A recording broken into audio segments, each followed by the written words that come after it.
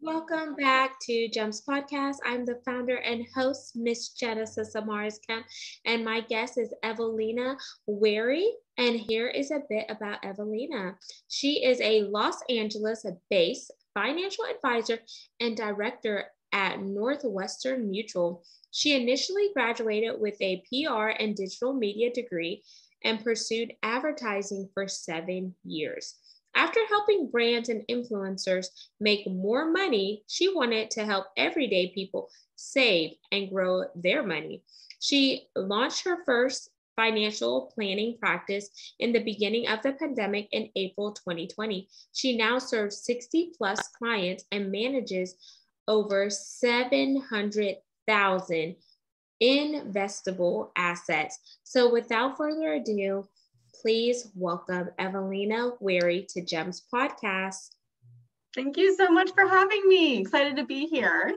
My pleasure, Evelina. And before we jump into our topic, which will be surrounding financial literacy, since we are currently in Financial Literacy Month, we're going to have an icebreaker, and you could share either a fun and interesting fact about yourself or something crazy that you've done in your life.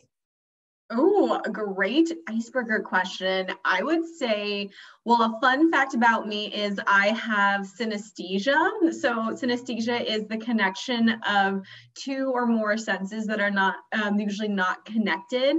So the way I experience synesthesia is that I connect colors, particularly with numbers and colors. So when I'm, let's say, doing financial planning actually, or reading or speaking, or someone speaking with me, it's like a rainbow in my mind. So I have very specific colors that are associated with each letter of the alphabet and each number. I've also met people who connect sounds with colors or taste with colors or things of that nature. But yeah, I have synesthesia. That is actually pretty interesting because I've never met somebody with synesthesia. You actually taught me something new because I had no idea what that was. So just like a example here. So as we're talking, can you let me know at a point where you connect a specific number with a color, and does it have a specific meaning behind it, or it's just your way of just connecting the dots? Yeah, I actually thought everyone thought like this. It was only, I guess that wasn't so recent. I think it was like end of college where I realized that not everyone thinks like this. I grew up in the 90s when those colorful alphabet magnets, if you remember, were on the refrigerator. It was like, yep, it was like super popular. And like many people throughout elementary school, like my elementary school education was very color coordinated. So I just thought that had to do something with it. But when I was thinking about it, I was like, and I don't know if there's a specific meaning, but like 0's always been navy, 1 has been white, 2 has been yellow, 3 has been blue, and so on and so forth. And it's always been like that. So yeah, I guess it wasn't the refrigerator's fault, but I'm still just trying to figure out if it has a meaning. Oh, okay. Super cool. I had no idea. I did not notice it. So now it's going to actually challenge me to go look at some of those colors. I guess when my husband gets in from work, I'm going to say, babe, we need to look at the colors so we could see if our daughter is going to look at the colors and the numbers in a certain way. Yeah. See, always dropping gems on gems. That's right. So at what point did you decide to have, that big switch? I know I mentioned it in your bio when you went from public relations and digital media into finances and, the financial literacy piece that comes with it, and et cetera. Was it scary, or was there just a aha light bulb moment that went off where you said, you know what, I gotta do something different, and then this is going to help me fulfill that servant leadership? Yeah, I would say it was kind of a long time coming. I majored in PR and digital design in school. I went to USC undergrad, and I actually liked my major. I never switched my major like many college students. But once I kind of got out into the real world, what was kind of like taught in school didn't really like match what you had to do, especially in the LA media market. Of like advertising agencies. And so I knew actually within 2 weeks, like by the time I got my first paycheck, that I like did not like the career, and which made me so mad because I like dropped all this money on this like college education. I was like crazy ambitious, and I actually did like 5 internships before I graduated college. And so I thought I was prepared for what would the marketing or advertising field would entail. And but because I just went to school for a few years, dropped all this money, I was like, well, let me just like stick it out. I'm like 22, like what do I know? And every single year I just still didn't like it. I tried marketing both on the ad tech side, switched over to influencer marketing, and then I was mainly in an account management role, and it was more behind the scenes. I tended to support sales directors. I'm a natural extrovert, and so I knew I kind of wanted a more client-facing role, and sales has kind of appealed to me. And so I was at first thinking, well, maybe I want like a sales job. And so around kind of like the top of like 2020, independent of what was going on in the world then, I was starting to look for more sales positions. And I actually had a sales role lined up at Pandora, the jewelry company, of all places. And it was like sales through and through. And I got the job in March of 2020. I put in my 2 weeks at my last influencer marketing job. Obviously, a lot happened in the world from March 1st and March 15th of 2020. And what actually my last day, I was going to start that Monday. Pandora let me know that Friday that they were going to push back the start date to the end of the pandemic. So I would just assume that I was going to be unemployed. This was also kind of during the era where people thought they were going to be sent home for 2 weeks and then come back of April 2020. So I was just like, okay, we'll just see what happens. I felt like that Monday the universe spoke to me, and Northwestern Mutual actually reached out to me that very Monday, my first day of unemployment, asking if I was looking for a job. And they were having these like very client-facing salesy roles, also just like really helping people with their financial planning practice. And I was like, funny story, I'm actually looking for a job. It's my first day of unemployment. I spent 2 weeks interviewing, and I'm still here today. So it was just kind of divine timing and fell in my lap. But I just felt like I was so miserable for 7 years, and I had been looking for a complete shift because I was getting job after job in advertising, but it was still advertising, which didn't really excite me. And my dad is a financial advisor, so the career was never like completely foreign. So I just threw my name in the hat, and I'm just so happy to be here today. Super awesome. So it's like the synergies were there. It just needed you to have some closed doors in order for that open door and that divine timing to kind of knock, knock, here I am. Absolutely. So what are some of the myths that you want to bust? Because so many people are like, oh, financial advisors, they're broke, they don't make any money, or how are they trying to help me with my money? Or, just the different things that people say and people hear whenever they think of a financial advisor. I want you to bust some of those things. What are the top things that people have said to you?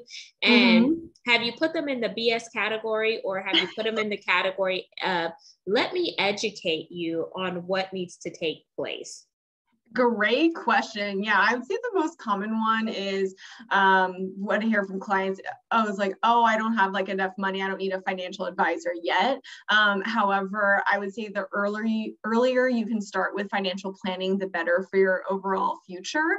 Thankfully, I do work for Northwestern Mutual. We don't have like, you can be making any income. So there's no like salary limit. And there's also no minimums to like open up an account. So you don't need like $100,000 like playing around to like start investing. The reason being is because we have a saying that goes around here that compound interest is the eighth wonder of the world. And so even if it's just like $50, $100 per month going into an account with interest over time, the earlier you start is much better than if you just waited till you made six figures and then started later on in life. So I would say, yeah, just kind of getting started, kind of like working out, just like staying consistent, you'll see better results over time. So definitely just start with something versus not starting with anything. And then you can always build upon it as you gradually make more money and you start to see maybe you got a pay raise or etc. So I want to ask you this question, Evelina. So some people say whenever you get a pay increase, you should contribute 1% towards either a stock or a bond or your 401k or whatever your monetary vehicle of saving is. Do you agree with that philosophy?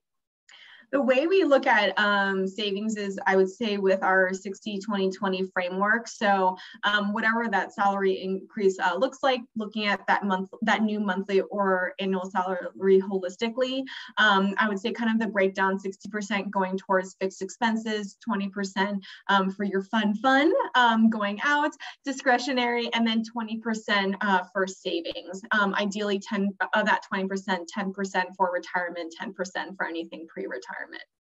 Okay. And so it's the 60%. Is there like a pie chart or like a formula that you could share to help the listeners and viewers remember I sure this? can. Yes, I have a few slides actually because of Financial Literacy Month that I can send your way that they can view. Okay, awesome. And then I could just add it as a resource. That way we can, you know, challenge them, but hold them accountable. And I know one of the other topics you speak on is saving on taxes. And yesterday was tax day. So I kind of want to hit on this just so we could kind of bring it to the forefront and help people. Okay, yesterday was tax day, but now that we're over tax day, here's something that you could start today to make sure that you're saving. Good question. So yeah, I would say, so one of the best ways that we help clients save with taxes is actually saving or using life insurance as a tax-free savings account. It's one of the few vehicles where you can put money in, it grows tax-free, and you can take out money tax-free. There's no investment account out there that's doing that. And you could just really, in essence, like build your own like bank and just build wealth in a different way. And because with investing, well, investing, it's great when the money's going up, but a lot of people's accounts, especially right now with the war going on, a lot of people's 401ks are not going up. Yep. So, and then whatever you're kind of making, well, it depends on what tax bracket you are, but roughly like 20% of that is going to go to taxes with like capital gains or whatever income tax bracket you are.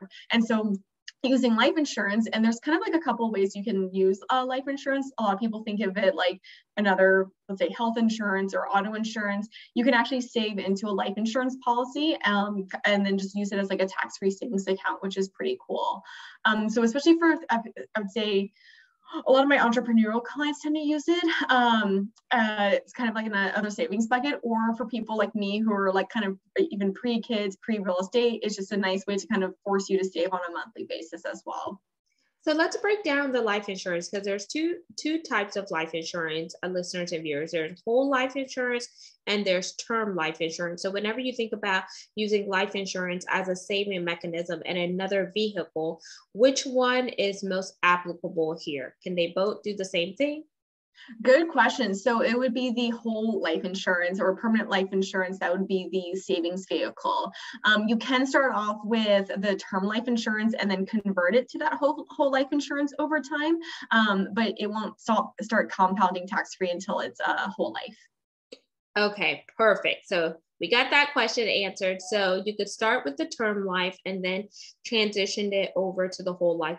And one thing that I want to plug here is, because I'm a millennial, y'all, so I would encourage y'all who are having kids is whenever your kid is born, start a life insurance policy for them as soon as they're born, because it's a lot cheaper whenever you start with them younger versus someone who is later on down in life.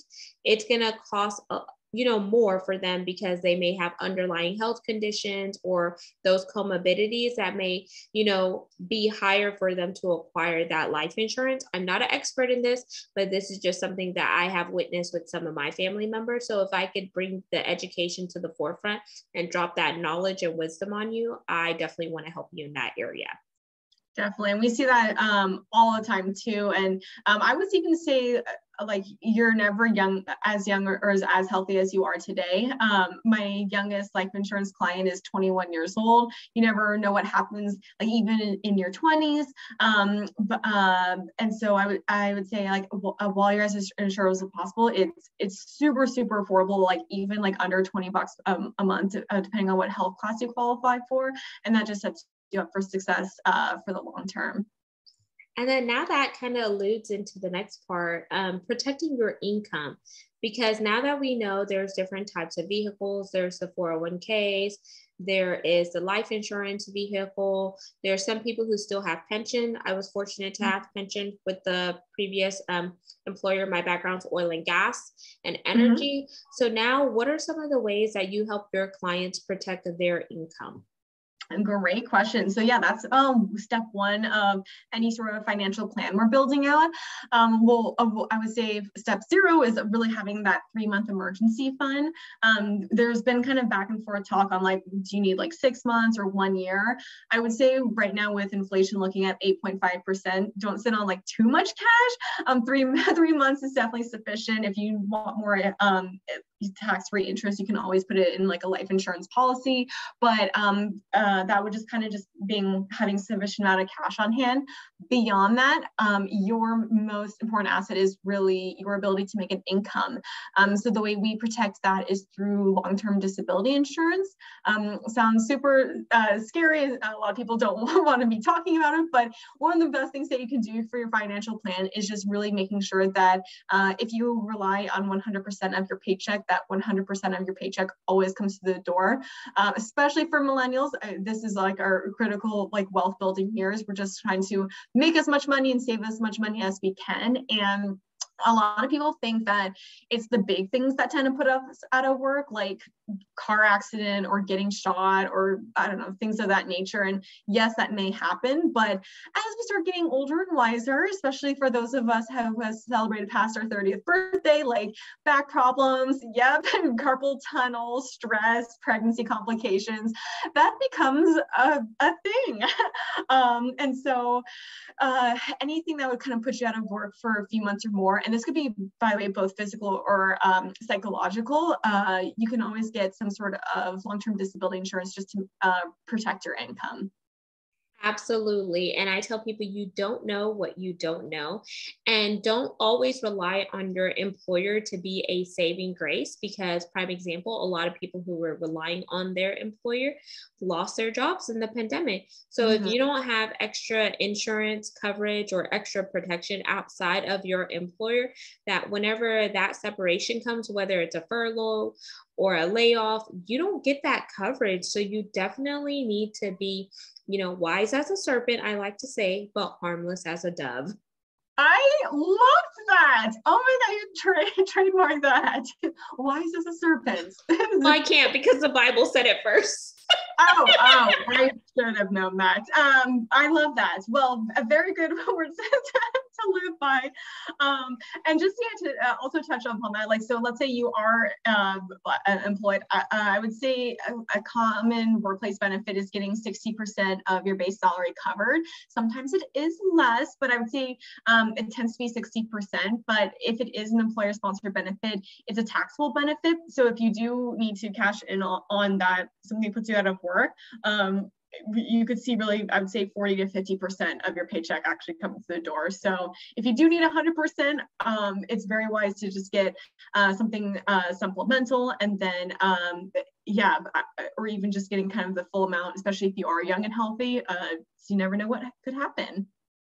Absolutely. And then another principle that I've learned is For those of you who may be religious or spiritual, they say you put your 10% in your tithes, then you put an extra amount in your offering.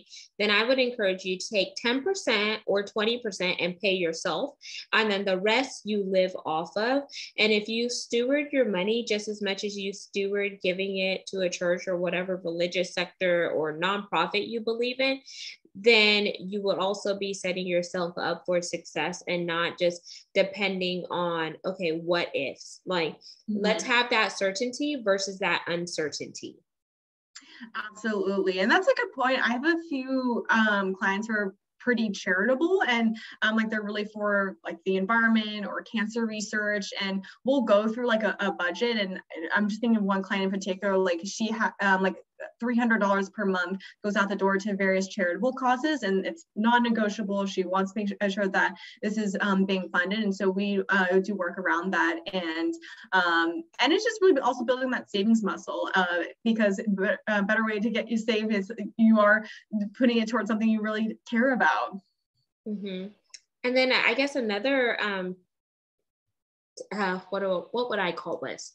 Another challenge for us would be doing the T-chart method.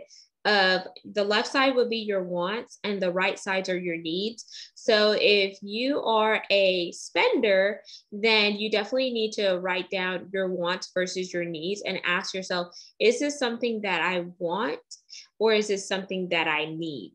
And your needs should be tied to your essential goods or your essential day-to-day activities that is going to sustain you. And if it's not sustaining you, then I think you should kick it over to the want category, and you could always come back to it later on whenever the money is flourishing. But don't bite off more than you can chew. And I think that will also help you with financial freedom, because I know there are a lot of people that have credit card debts or student loans or et cetera. So I always encourage people to look at, your credit cards with the highest interest rates and chip those away first. And then once you pay that off, then take the funds that you have and allocate it to the next expense that you have in your life and just work on it that way. But from your perspective, Evelina, since you are at subject matter expertise in the financial space, do you have any other tips and tricks there for financial freedom? Yeah, no, I'm really glad you brought that up. When people come to me with, for example, like credit card debt, usually I just recommend them to download the debt payoff planner app. It's a mobile app, and you can sync your credit cards there, and it'll actually give you like a budget to pay them off. And so let's say, and then it'll be based on your cash flow. So if you have, I don't know, like $3K coming through the door, and so that's like $250 per month needs to go to credit cards, like it will help do that. And as you start reaching like certain milestones, like it'll help cheer you on. But I really like that, since we're all attached to our phones these days and people lose Excels and lose PDFs. Like you was like, yeah, I know you've got Instagram or TikTok on your phone. You can have the debt payoff planner, and you can just like open it up and just really get that customized day-to-day and weekly guidance for paying that off. But yeah, in general, it would be the credit card with the highest interest rate rather than the highest balance first, and just kind of going from there. Super cool. And thanks for introducing that tool. So it's the debt payoff planner, and it's an app. Is the app available on both iOS and Android? It sure is. And there's a free version, and the premium version, I think it's like $24 per year. So pretty good for helping you out on that front. Awesome. And then are there any other ways that you think that we can help the listeners and viewers look towards just really achieving that financial freedom? Yeah, so I would say, so Northwestern Mutual actually has also a really good app. You don't need to be a client, but you can download the free Northwestern Mutual app on any device that you use, and you can see your entire financial picture in one place. And so there's a bunch of different financial apps out there. Sometimes people come to me and there's like they have like 5 to 8 on their phone. But especially if you're like me and you don't want to remember all the passwords, you can have one password and one login and see your bank account, see your credit cards, see your student loans all in the same dashboard. And so it's kind of like a nice bird's eye view where you can track your spending, you can see your net worth. If you do have a financial advisor with us, you can contact them right through the app, or if you like want to make a contribution to your Roth IRA or what have you. It's kind of a nice one-stop shop play towards your overall financial plan. So it's definitely download the app to help out with your financial goals. And then of course, would love to invite them if you are interested in like a complimentary session for your very own customized financial roadmap. Of course, I'm a financial advisor, and we also have a team of advisors who specialize in various different areas that can help out with their goals as well. Super cool. So lots of tools that we've shared. We've shared the Financial Planner app. We've shared the Northwestern Mutual app that you can use even if you're not a client of them yet, but interested in becoming one. You definitely have a tool there. And then we're also going to share some of the other resources that you mentioned early on, Evelina. And as we begin to wind down, I want you to leave the listeners and viewers with your call to action for this segment. Oh, great question. I would say call to action is, just kind of like book a discovery call. What's kind of cool right now is a lot of people are taking charge of their financial picture, just given like the pandemic, and whether you have an advisor or not, or just kind of want to see what's out there. There's so many resources, and not one advisor has all the questions. And I would say be more than happy to schedule some time with me, and I'd love to create a roadmap for you. Amazing. Now plug your website and where you hang out primarily on social media. Wonderful. Yes, you can find me at Evelina, EVELINA Weary, WEARY, on anywhere there's a social media, but I would say I hang out on Instagram the most, and you can book a session there as well. Super cool. And there you have it, listeners and viewers. I hope you are inspired by hearing some financial wisdom, because we dropped a lot of nuggets. So make sure you grab them up and eat those nuggets and nourish your financial side of you, so you are living life optimally and you're not living life in lack because you didn't do what you needed to in order to steward your finances. There's always a way that you can tap into financial freedom, but you need to be literate when it comes to financial literacy as a whole. So all of Evelina's contact information will be in the show notes. Make sure you subscribe and share this segment. We're on 40+ platforms. Also connect with us for video components at YouTube, which is at Gems with Genesis Amaris Kemp. And lastly, but not least, we are currently looking for brand sponsors, and you can have your products and services heard right here on this podcast, where we are ranked in the top 3% globally. Yes, you heard me. 3% out of 2.8 million podcasts per www.listennotes.com. So head on over to genesisamarisKemp.net to find out more information.